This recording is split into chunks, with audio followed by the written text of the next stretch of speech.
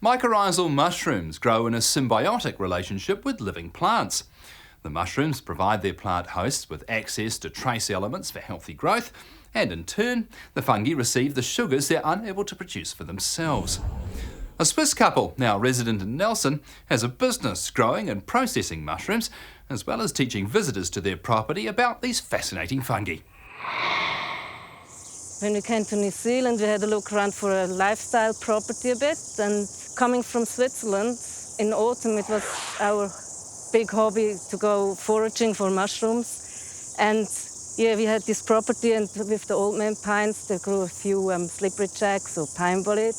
And yeah, we got all excited about mushrooms again because it's not much around here in New Zealand.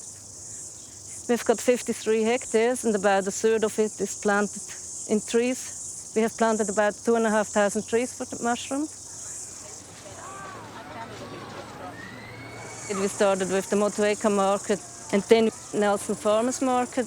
The work went round, and we had a few magazines who had articles about us, and then the first chefs came in and asked what we were doing, and now they go all over New Zealand, really. Good morning, Michael. Good morning. How are you guys doing? Hey, good, yeah. How are you? Good. Last year we had 800 kilograms, and we sold out too early. So this year our goal is a ton, really, and even more if we can do it. It's clay, it's mutric clay, which is roughly around 4.5 to 4.9 pH. Those mushrooms, they actually love that. They are used to grow with pines, so they actually acclimatize themselves onto that type of soil. Nelson and the upper Mutri around here is actually a good place to grow mushrooms. Management around here is pruning the trees, so you actually can go underneath, and it's just cutting the grass so you can actually see the mushrooms when they pop up. On some places, we also have to take the needles away because you won't see the mushrooms underneath. Because they live in a symbiotic relationship with the tree, they live on the tree. As long as the tree is alive, you'll have the mushrooms. Field mushrooms, they're zooprobic mushrooms, so they don't live with trees. They live off cow dung and things like that, just on those places where it's an ideal environment. And the ones we grow, they need a tree to grow. There's no way around. I think I'm going to put it somewhere around here. The growing season is from end of March till about middle of June.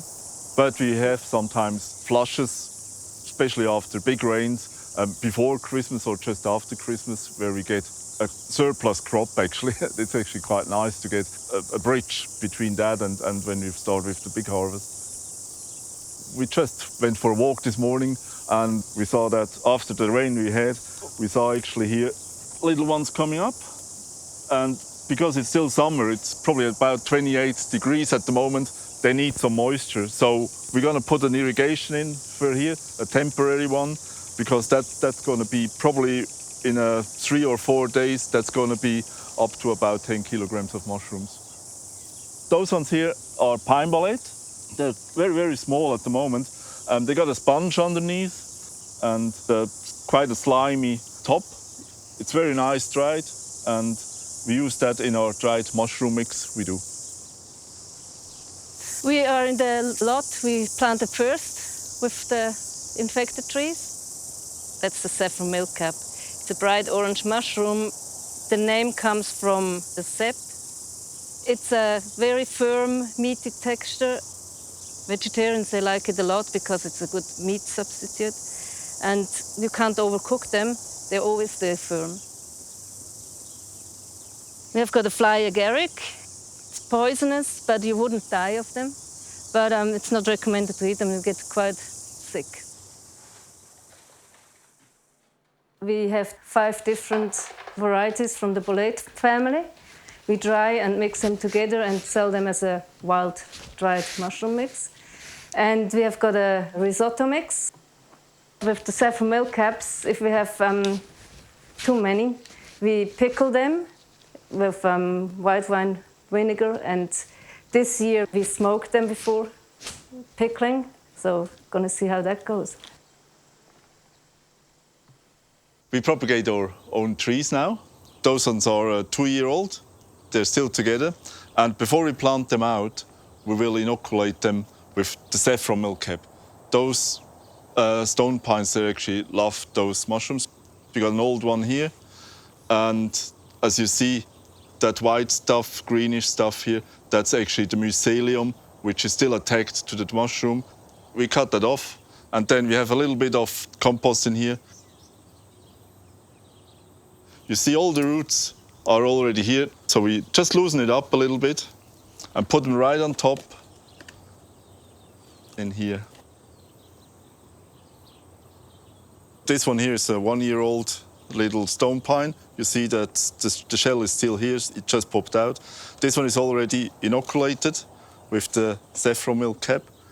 You see that white stuff is mycelium, and you see around here some orangey knobs coming out. That's where it actually penetrates right into the root system. This one here will go out this year, and it needs a strong protection for hares, rabbits and possums. We ordered 200 silver birches from Appleton Nursery, and we will intersperse them with our inoculated ones. They produce that kind of mushroom. Birch bolete, really earthy, and with these ones here, we just used the bottom here. You see there's the white stuff on it again. That is the mycelium. That will still grow as soon as it will touch one of those roots. So we will do the same with those ones. We take them out, and they'll grow. They're 1 year old. They're doing actually quite well. Some of them even better. Sometimes you can see that the inoculation, this one is probably better inoculated than this one, so it got more support from the mushroom for the growth. That mushroom here, the birch bolete, will only grow with silver birch. If you put it into stone pines, no chance. Over millions of years, they're so specialized to grow with them. With this one here, it'll take probably another 5 years. They're very slow growers, but those pine nuts actually, they like the saffron milkcaps on it. It's a really strong host for that kind of mushroom. It is quite a weight, but as the Japanese say, you plant the tree for yourself and you plant the forest for the next generation. So we're probably just caretaker of what we do here, and hopefully one of our kids will take over.